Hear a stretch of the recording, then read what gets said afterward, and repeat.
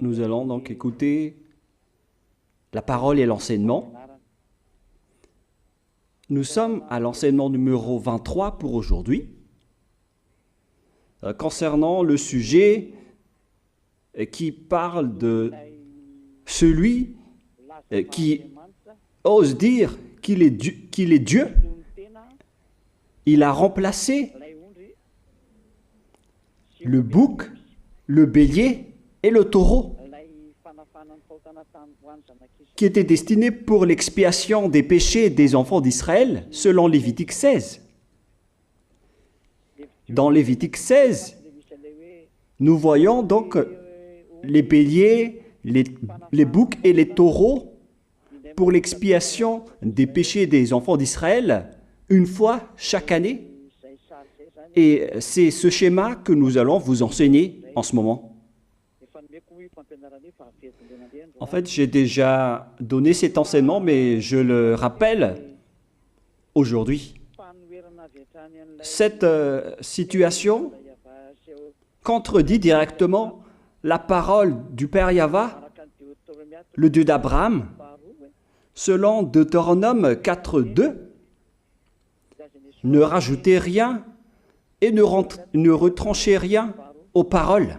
C'est dans Deutéronome 4.2 et aussi dans Deutéronome chapitre 13, à partir du verset 1, ou Deutéronome 12, 32.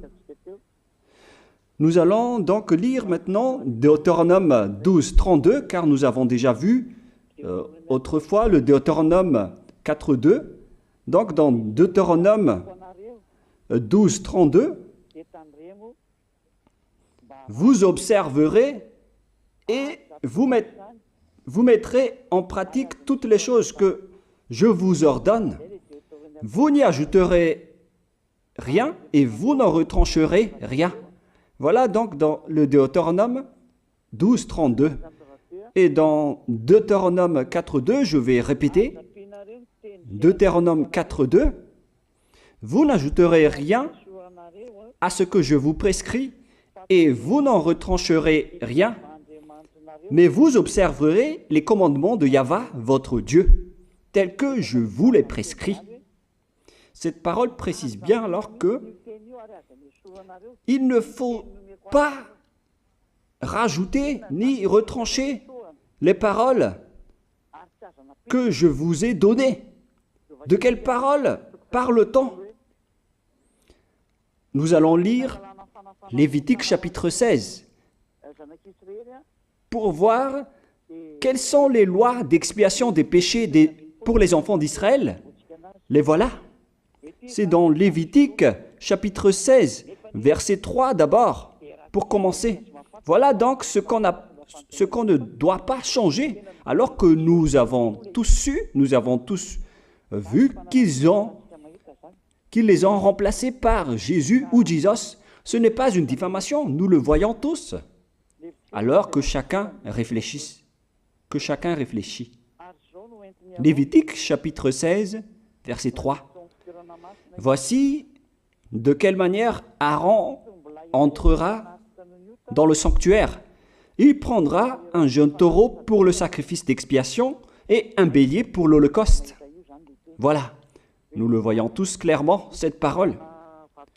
Il existe donc le fait d'apporter un jeune taureau pour le sacrifice d'expiation, ainsi qu'un bélier pour l'holocauste. Verset 5. Il recevra de l'assemblée des enfants d'Israël 2 boucs pour le sacrifice d'expiation et un bélier pour l'holocauste. C'est-à-dire,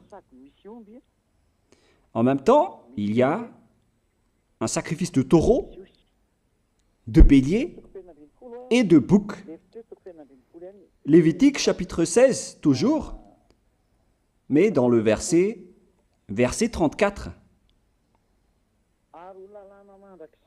Ce sera pour vous une loi perpétuelle. Voilà. Il se fera une fois chaque année l'expiation pour les enfants d'Israël à cause de leurs péchés.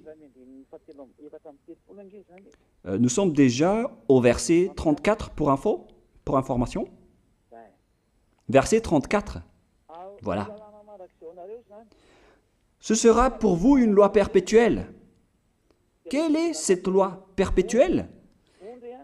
C'est le fait de sacrifier les béliers, les boucs et les taureaux qui vont être tués pour sacrifice, pour l'expiation des péchés des enfants d'Israël. Selon le verset 34, ce sera pour vous une loi perpétuelle.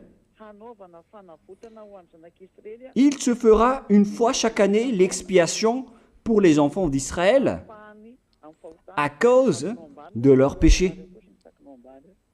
Il y a une partie de votre texte qui est cachée en bas.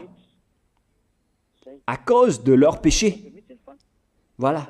Ici, donc, c'est bien clair que l'expiation du péché qui se fait une fois chaque année pour les enfants d'Israël, qu'on ne peut ni ajouter ni retrancher, ce sont les sacrifices des béliers, de taureaux et de boucs. On ne peut pas changer cela. On ne peut pas les remplacer en Jésus ou en Jesus. C'est une loi perpétuelle. Donc, si vous observez les 10 commandements, vous devez apporter des sacrifices de taureaux, de béliers et de boucs si vous voulez être expié de vos péchés. Voilà le schéma. Alors que, en réalité, la situation pour les religieux étranges, on ne voit pas ce qu'il veut en venir, mais ils ont osé intégrer Jésus ou Jesus pour remplacer le bélier, le taureau ou le bouc. Et ce sont eux-mêmes qui le confirment jusqu'à aujourd'hui. Nous voyons tous donc ici que Jésus ou Jesus n'est qu'un imposteur, un hors-la-loi. Et les hors-la-loi sont des envoyés du diable. Le diable, il a commis le péché depuis le commencement. Ce sont des transgresseurs de la loi. Donc c'est prouvé ici que Jésus est un hors-la-loi. Nous allons lire la parole, poursuivre, dans 1 Jean, chapitre 3. 1 Jean, chapitre 3, à partir du verset 4. Quiconque pêche transgresse la loi, et le péché est la transgression de la loi. Voilà, c'est bien clair que c'est le péché qui est la transgression de la loi. Un pécheur, donc, c'est un transgresseur de la loi. Et un hors-la-loi, c'est un pécheur. C'est clair alors que Jésus ou Jesus, c'est un hors-la-loi, c'est un transgresseur de la loi. Nous avons tous vu ensemble qu'il a pris la place du bélier et il a siégé, il s'est installé dans ce système. C'est pourquoi toutes les églises observent les 10 commandements et ils servent Jésus ou Jesus. Voici l'enseignement. Alors, regardez bien à travers ce texte et cette écriture que je vous donne en ce moment. Et soyez conscients, ça suffit maintenant d'écouter ces faux dieux, c'est déjà trop. Tant pis pour vous si vous allez encore les écouter. Soyez conscients que ce schéma n'est plus correct. Beaucoup de gens me diffament à cause de ce que je fais en ce moment. Ils ne supportent pas la vérité. Mais ça dépend de chacun de vous. Et moi, je vous avertis, pour vous qui vont être baptisés et qui veulent être baptisés, mais qui entendent les diffamations et les critiques des autres, ne croyez pas en cela. Ce ne sont pas du tout vrai. La parole de Élia est directe. Ce ne sont que des mensonges. L'ôtement du péché, ce sont des personnes qui sont non-pécheurs qui peuvent le faire. Ce n'est pas logique de dire que les fidèles sont ôtés des péchés et le leader est un pécheur. Ce n'est pas du tout écrit dans la Sainte Écriture. Ce qui est écrit dans la Bible, c'est que le bon arbre donne de bons fruits et le mauvais arbre de mauvais fruits. Et le bon arbre ne donne jamais de mauvais fruits et le mauvais arbre ne donne jamais de bons fruits. Ce sont les bons arbres qui donnent des bons fruits et les mauvais arbres qui donnent des mauvais fruits. Et donc, si l'ambassadeur de Yahushua, Zedia Elia, a produit des personnes qui ne pêchent plus, alors il est bon, il est une bonne personne. Il n'a jamais fait aucun mal, même pas le moindre mal. Voilà donc la leçon pour vous, car dans le cadre de ce baptême qui va arriver, il y a beaucoup de diffamation et de critiques. Donc je vous conseille de ne pas écouter cela, car ce n'est pas du tout la vérité. Ils font ça juste pour diffamer et blâmer la bonté de Yahushua, alors ne les suivez pas. Donc là, on voit bien que ce n'est pas de la diffamation. Nous avons tous vu ensemble. Je vous ai donné la parole. On a tous écouté et vu ensemble. On a jugé ensemble. Est-ce que ce Jésus ou Jésus a fait la vérité? Est-ce qu'il a dit la vérité ou pas? Si nous avons vu le livre de Moïse, venant du Dieu d'Abraham, qui a dit « Ne rajoutez pas et ne retranchez pas à ma parole ». Nous avons vu alors que ils ont remplacé par ce Jésus ou Jésus les sacrifices d'expiation du péché, en disant après que c'est ce dernier qui ôte les péchés. Ce n'est pas du tout vrai. Celui qui peut ôter les péchés selon les 10 commandements, c'est le bélier, ou bien le taureau, ainsi que le bouc.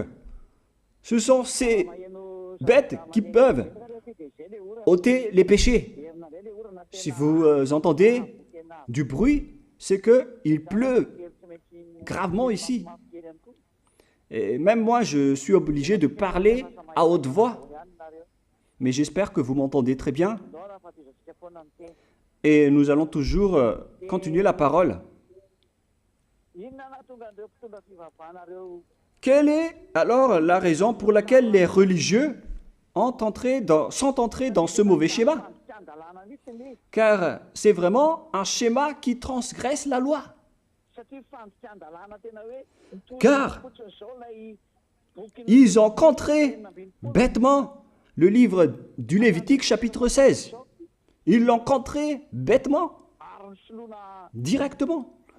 Et après, ils ont remplacé par leur faux Dieu.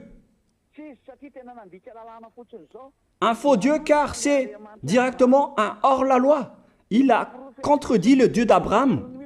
Nous voyons la preuve ici qu'il a contredit vraiment le Dieu d'Abraham, qu'on appelle par le nom de Yahava et Yahushua son fils. Car ce Dieu d'Abraham, il a bien dit qu'il ne faut ni ajouter ni retrancher à ses paroles. Il faut les observer car ce sont les commandements de Yahva, ton Dieu.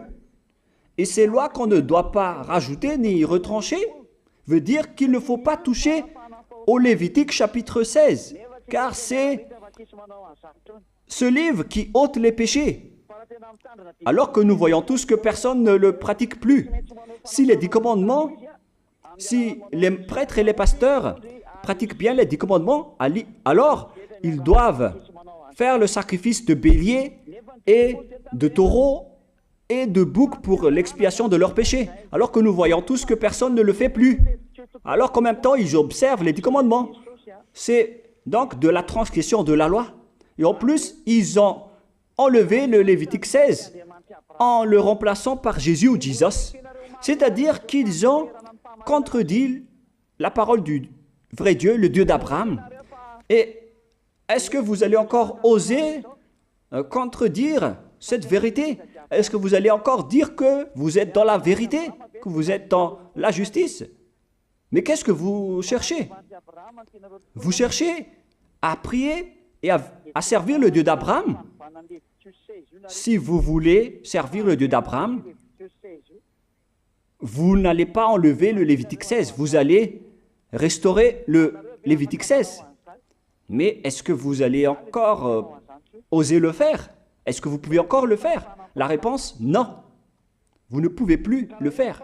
Alors que il s'agit de l'expiation de vos péchés. Et dans ce cas-là, c'est obligatoire de le faire.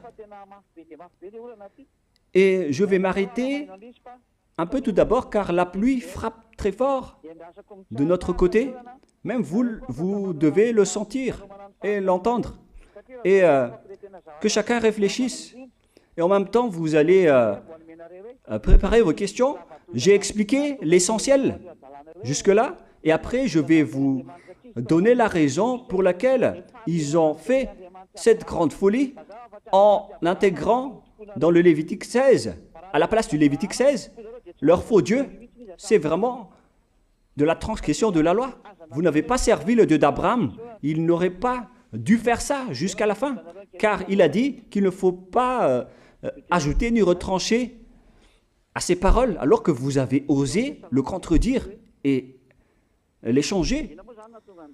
Nous allons donc voir maintenant dans Psaume chapitre 40, quelle est la raison pour laquelle les prêtres et les religieux ont arrêté le Lévitique 16 en le remplaçant par Jésus ou Jesus pour remplacer les boucs, le bélier et les taureaux. Et je vais vous expliquer la raison. Et eux, ils ne peuvent pas le nier car ils l'ont fait. Et si, par exemple, ils ne connaissent pas, alors il ne faut plus faire du n'importe quoi. Il faut que vous soyez enseigné par Élia, si vous voulez encore sauver votre esprit. Mais si vous ne voulez pas, alors tant pis pour vous et assumez les conséquences. Psaume chapitre 40, versets 6 à 8. Psaume 40, versets 6 à 8. Si jamais je vais arrêter l'appel, ce serait à cause de la forte pluie. Mais je vais couper encore un peu pour que la parole soit bien transmise pour vous. Voilà donc le dégât qu'ils ont subi. Tu ne désires ni sacrifice ni offrande. Tu m'as ouvert les oreilles. Là, ils ont bien entendu et écouté que Dieu ne désire plus leur sacrifice et tout ce qui concerne ce sujet. Tu ne demandes ni holocauste, ni victime expiatoire.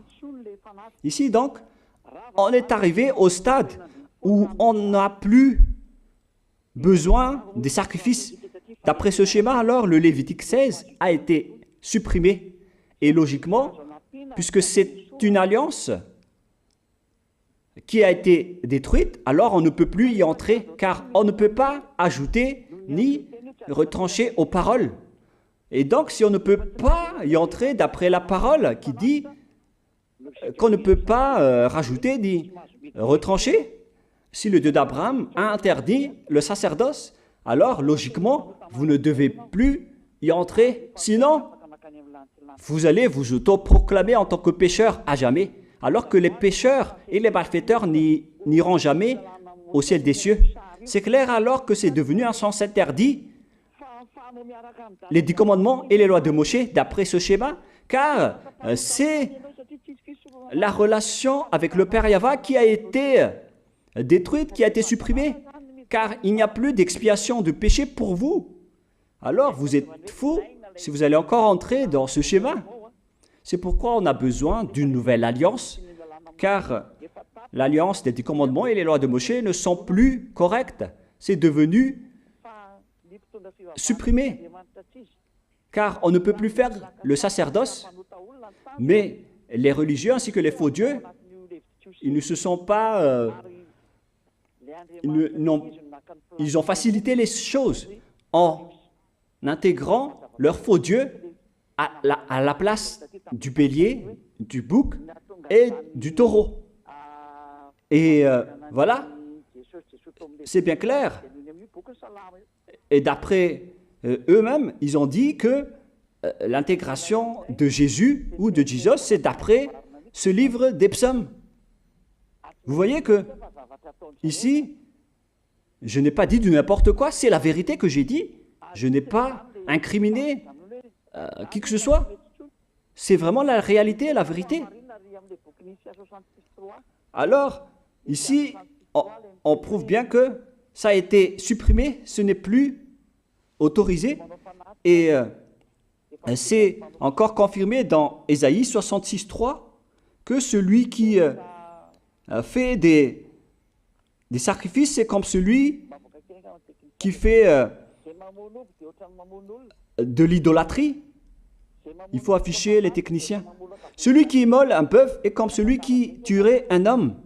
Celui qui sacrifie un agneau est comme celui qui ramperait la nuque à un chien. C'est vraiment toute une histoire si vous allez faire cela. Celui qui présente une offrande est comme celui qui répandrait le sang d'un porc. Alors qu'à l'époque des 10 commandements, c'était carrément interdit. Celui qui brûle de l'encens est comme celui qui adorait des idoles. Ici donc, toutes les sortes de sacrifices ont été bloqués. C'est devenu interdit. C'est pourquoi le faux Dieu est entré dans Lévitique chapitre 16. Alors qu'ils n'ont pas du tout vu de leurs yeux qu'on ne peut pas ajouter ni retrancher aux paroles. Ils n'ont jamais vu et connu ces paroles. Il a fallu attendre l'arrivée de Élia pour vous montrer toute la vérité, pour vous montrer toutes les vraies paroles. Alors, il faut suivre Élia. Suivez Élia. Et c'est ce terme qui dit de suivre Élia que les gens ne supportent pas du tout. Mais qu'est-ce que je vais dire d'autre? Je vais vous dire de suivre qui? Alors que vous êtes tous pécheurs. Est-ce que vous allez suivre les pécheurs pour aller en enfer? Vaut mieux suivre Élia, car ceux qui l'ont suivi ne pêchent plus. C'est quoi le problème? Si c'est de la jalousie, alors vous n'êtes pas du tout sage. Mais si vous êtes sage, vous devrez être content en m'écoutant. Si vous cherchez ce Dieu d'Abraham, vous devez être très content en dansant à la maison en disant « Merci Élia, voilà ce que j'attendais ». Au lieu de dire des colères et de la haine, moi je vous donne de la parole de l'amour pour vous sauver. Alors sachez bien écouter. Et après, ils l'ont continué dans 40, verset 7 maintenant. Alors je dis, voici je viens avec le rouleau du livre écrit pour moi. Verset 8, je veux faire ta volonté, mon Dieu, et ta loi est au fond de mon cœur. Et eux, ils ont pris cette parole en disant que nous avons vu ce terme de rouleau du livre. Et directement, ils ont dit que on doit intégrer dans les 10 commandements le Fils du Très-Haut qui s'appelle Yahushua. Ils l'ont intégré dans les 10 commandements. Pour vous qui sont dans le mauvais sens, vous l'appelez Jésus. Vous avez intégré dans les 10 commandements votre Jésus, mais Yahushua n'entrera jamais là-dedans car c'est vraiment interdit, c'est un tabou. Le sens du rouleau du livre que Yahushua a parlé ici, c'est qu'on parle de son histoire dans le Sefer Torah juif. C'est-à-dire que le Sefer Torah juif a parlé de lui. Nous allons lire la parole à ce sujet.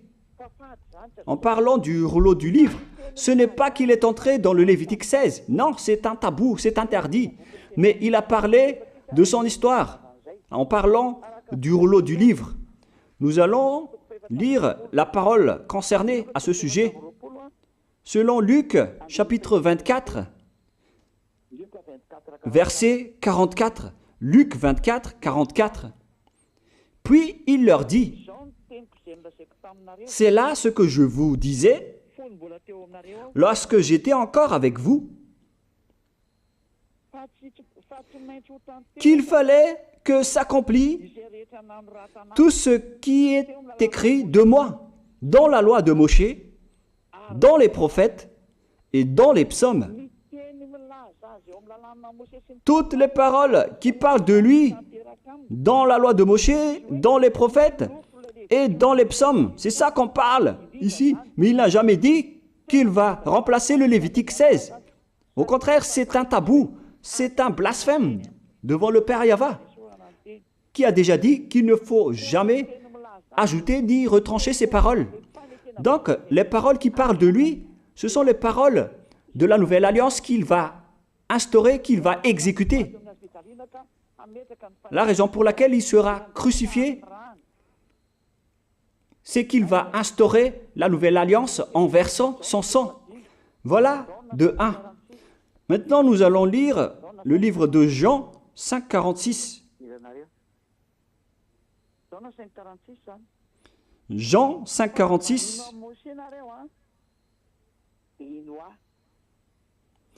Alors, car si vous croyez en Moshe, vous me croiriez aussi, parce qu'il a écrit de moi. Il a écrit à propos de Yahushua. C'est pourquoi on parle du rouleau de livres qui a écrit pour lui. Et Moshe aussi a participé à son histoire en parlant de lui. Mais ce n'est pas que on a supprimé le Lévitique 16 en remplaçant par le fils du Très-Haut. Non, ce n'est pas du tout cela. Il y a beaucoup de paroles qui a parlé de lui depuis les lois de Moshe, depuis les prophètes et depuis les psaumes.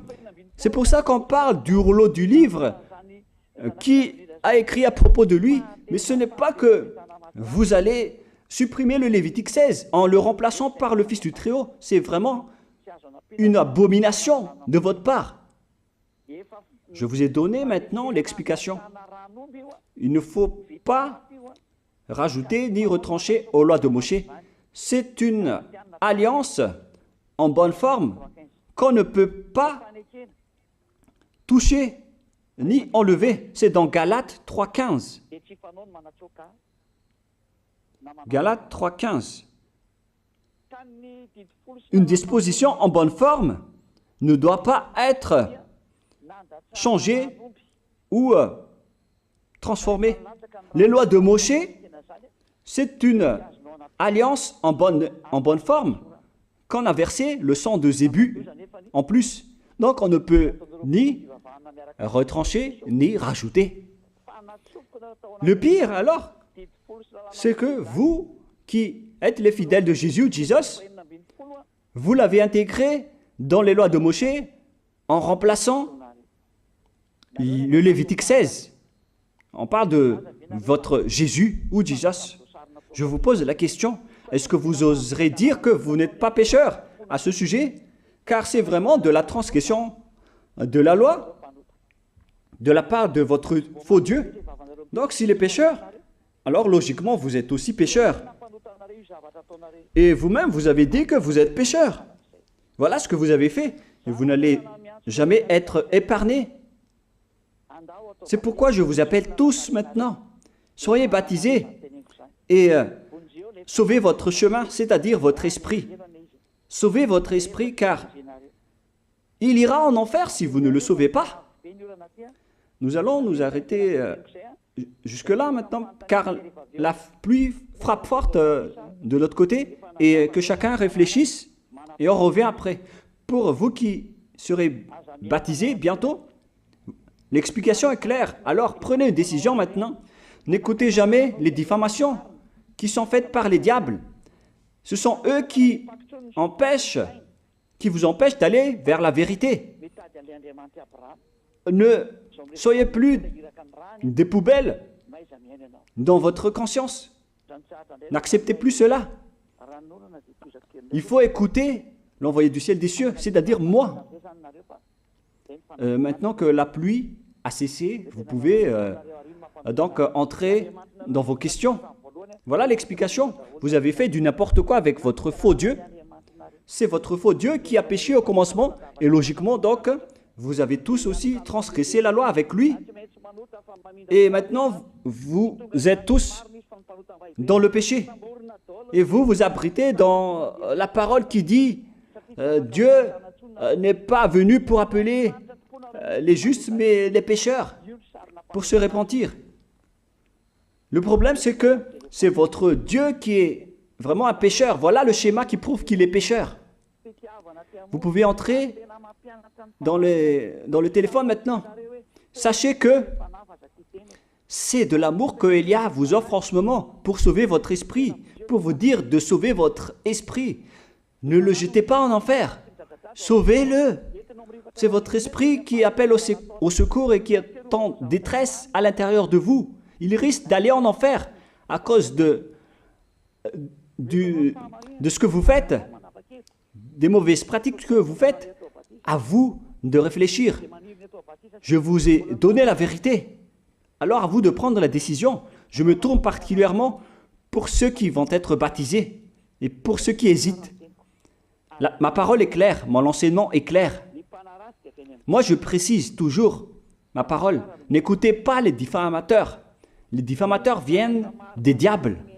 On vous a donné de bonnes choses.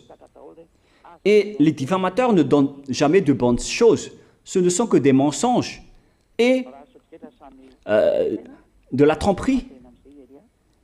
Alors, ne les suivez pas, sinon vous allez le regretter. Je vous souhaite à tous le meilleur pour être conscient. J'attends vos questions alors. Pour vous qui cherchez la vérité afin d'avancer dans le baptême, pour vous qui hésitez, posez vos questions. Alors, si vous n'hésitez plus, il faut venir tous demain pour inscrire votre nom dans le baptême. Avancez tous. N'écoutez plus les diffamations. Faites bien attention, car les diables doivent toujours diffamer. C'est leur rôle. S'ils ne font pas ça, alors ce ne sont pas des diables. Mais ce sont vous qui devez réfléchir. S'il y a quelque chose de vrai comme celle-là, est-ce que ça mérite d'être diffamé? Alors que le résultat de cet enseignement, ce sont des personnes qui sont ôtées de leur péché et qui ne pêchent plus. Même les policiers et les gendarmes seront très contents d'entendre cela. C'est-à-dire lorsque les personnes suivent l'ambassadeur de Yahushua, c'est-à-dire Elia, ils ne pêchent plus. Et à ce moment-là, ils vont applaudir, car nous facilitons leur travail. Car s'il y a des personnes qui sont ôtées de leur péché et qui ne font plus aucun mal, alors ça facilite les tâches des forces de l'ordre et des dirigeants. N'importe quel pays serait content pour cela, pour entendre des personnes qui ne pêchent plus. C'est vraiment le bonheur. Hein.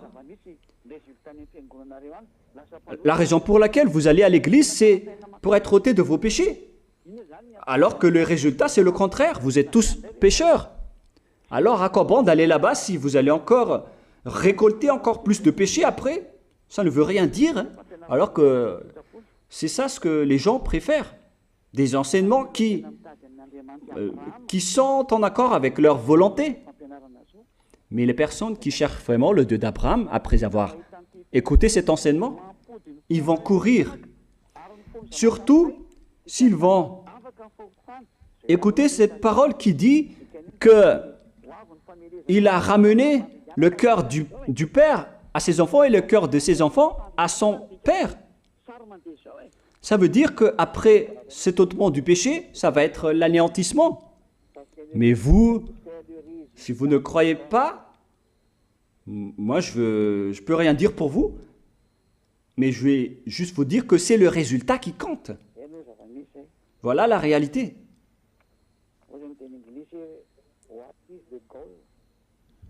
Quel est le résultat? Quel est le but? Le but, c'est le résultat.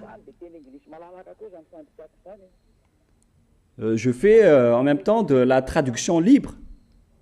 Quel est le résultat?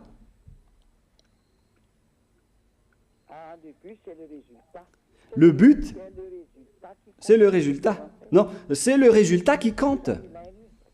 Voilà ce qu'on a besoin. On en a besoin. Quel est le but? Le but, c'est le résultat. Et quel est le résultat? ne pêche plus. Voilà pour la version française. En anglais, ça veut dire no sinner. No longer sin. Ne plus pécher. Tout cela donc prouve la bonté de Yahushua. Et maintenant, vous pouvez poser vos questions. Donc, si vous n'avez pas de questions, alors moi, je vous encourage toujours pour venir demain, pour inscrire votre nom dans le baptême, car le diable ne va pas vous épargner. Ils peuvent vous tuer en cours de route. Maintenant, ils sortent toutes sortes de diffamations ailleurs, qui ne sont pas du tout logiques et qui ne sont pas du tout vraies. Mais s'ils ne font pas ça, alors eux-mêmes, on ne peut pas les classer comme des diables. Ce sont les diables qui font cela. Mais moi, je vous donne les preuves pour vous qui veulent être sauvés. Deux preuves distinctes, deux preuves tangibles et concrètes que vous pouvez tenir par la main. Voilà le résultat des personnes qui ne pêchent plus lorsqu'ils ont suivi Yahushua. Lorsqu'ils ont suivi Élia, qui a été envoyé par Yahushua, qui a été envoyé par le Dieu d'Abraham.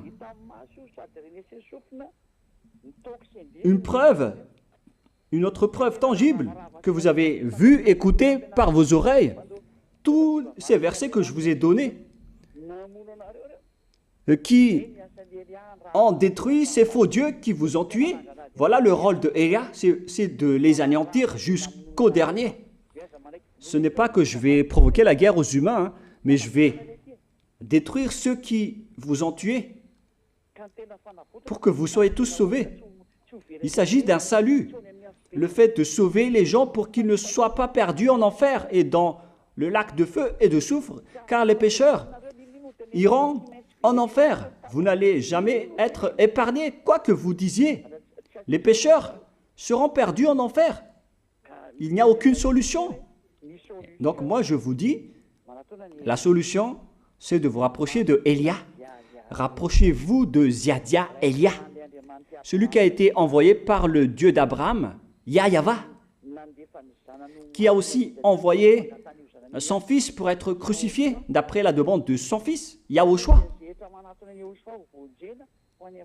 Et le but c'est de sauver ceux qui se rapprochent de Yahushua pour les envoyer au ciel des cieux, car ils ne pêchent plus, car la loi dit que vous devez être parfait, selon Matthieu 5, 48. Ce sont les personnes parfaites qui pourront entrer au ciel des cieux. Soyez parfaits, comme la perfection de votre Père qui est au ciel des cieux. Donc vous devez être parfait. Et lorsque vous êtes avec Élia, vous devenez parfait. Bien évidemment. Et clairement. C'est pourquoi je vous appelle. J'appelle tous les chefs religieux, qui que ce soit, quiconque. Venez en Yahushua. Venons tous en Yahushua. J'appelle tous les types d'humains qui cherchent le salut. Allons-y.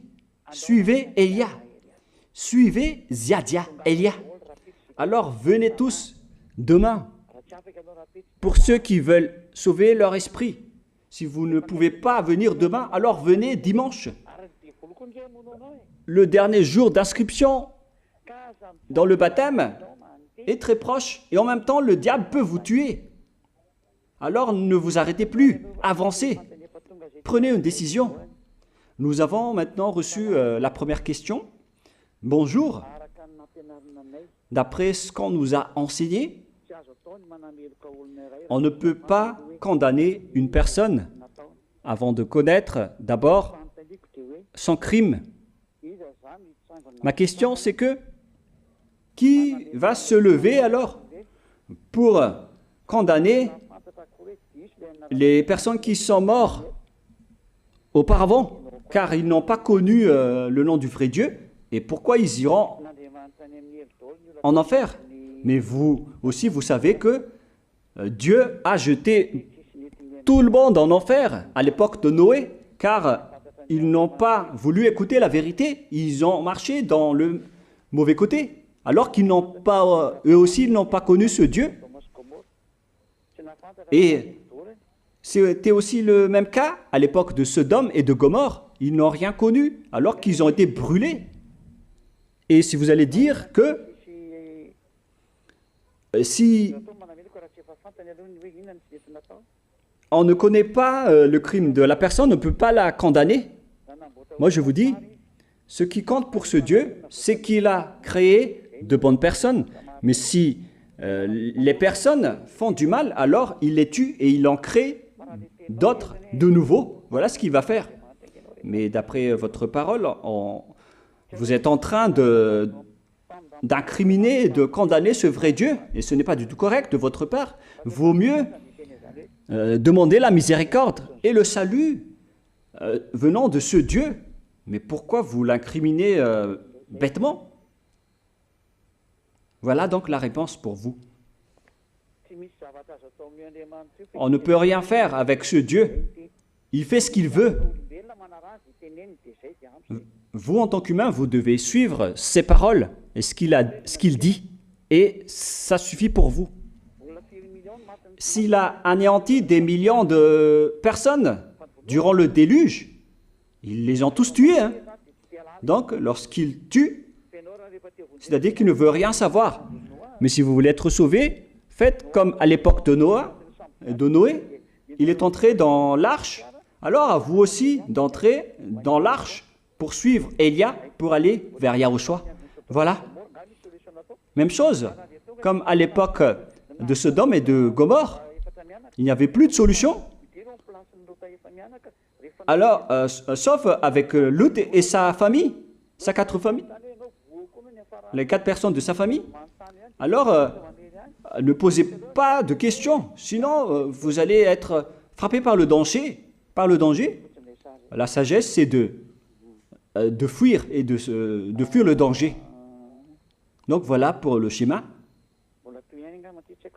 C'est encore une suite, je ne sais pas. Est-ce que vous pouvez, ceux qui ont été détruites, par exemple, les personnes qui ont été, qui sont devenues pauvres et qui n'ont plus rien, parce que Dieu donne de la richesse à ses fidèles. Moi, je suis étonné de votre question.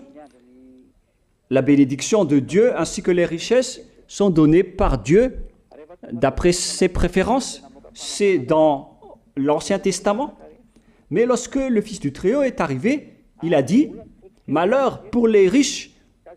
Et l'argent, c'est la source du mal. Et celui qui cherche tout le temps de l'argent va connaître la grande tristesse. Et même dans le livre des apôtres, ils ont vraiment critiqué, blâmé les riches. Et après, Yahushua a déclaré que c'est difficile pour les riches d'entrer au ciel des cieux. Et c'est facile pour un dromadaire d'entrer dans le trou de l'aiguille, d'une aiguille. Et si vous dites que la vraie bénédiction de Dieu, c'est d'avoir de la richesse et de respecter ses lois. Mais nous, on respecte les lois de Yahushua et non pas les 10 commandements. Hein. Mais vous, voyez-vous, vous priez Dieu pour être riche. Vous ne pensez qu'à votre intérêt charnel. Vous ne cherchez pas à sauver votre esprit. Vous cherchez toujours des choses pour votre chair. Ne faites pas ça. Vaut mieux changer d'avis. Voilà pour cette question. Bonjour.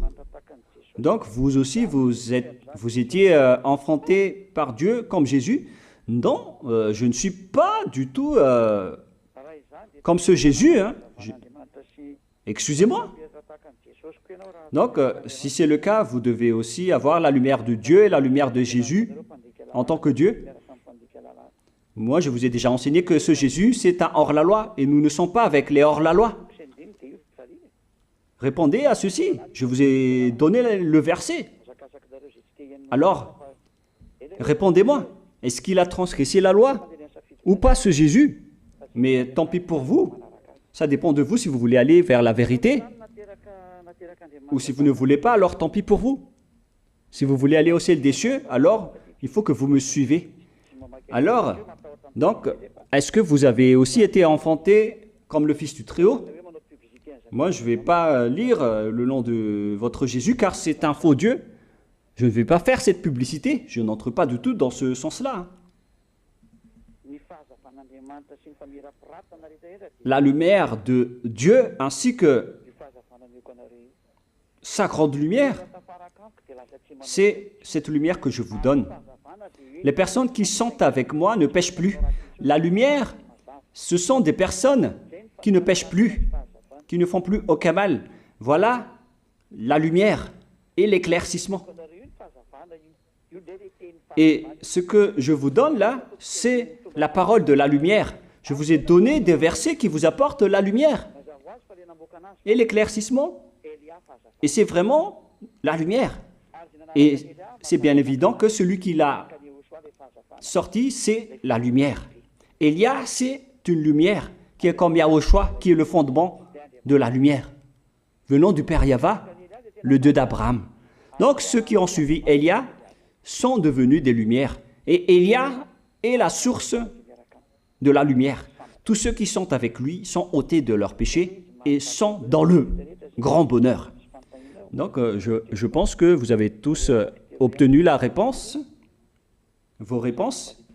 Il n'y a pas encore d'autres questions. Il n'y a que ces 3 questions. Donc je vous souhaite à tous d'être bénis par Yahushua. Prions ensemble. Merci infiniment, Père Yahva, pour cette parole.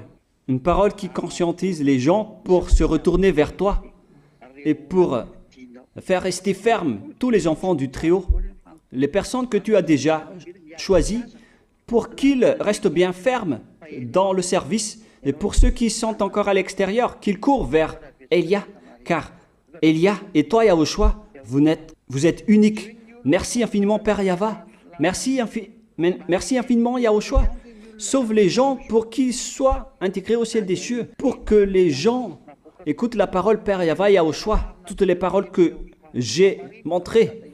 Confirme toutes mes paroles, Yahushua et Père Yahva, pour la gloire de vos noms si saints. Merci pour ta bonté et pour ta grâce. Au nom de toi, Yahushua, je fais toutes ces prières. Alléluia, Amen. Donc, je vous souhaite à tous d'être bénis par Yahushua et à demain. Au revoir.